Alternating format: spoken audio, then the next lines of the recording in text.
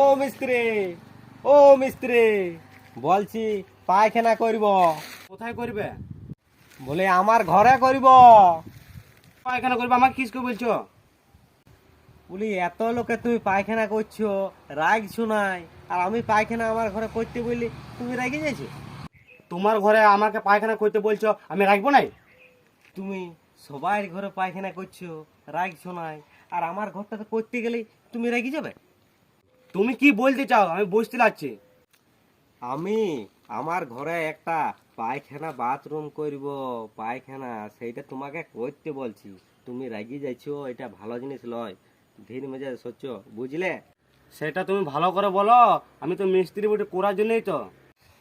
ঠিক আছে লাও, তাহলে কবে থেকে সময় হবে তোমার? আমার ঘরে একটা বাথরুম করব, পায়খানা বললে তো তুমি রেগে যাইছো, একটা বাথরুম করব, বলো কবে করবে?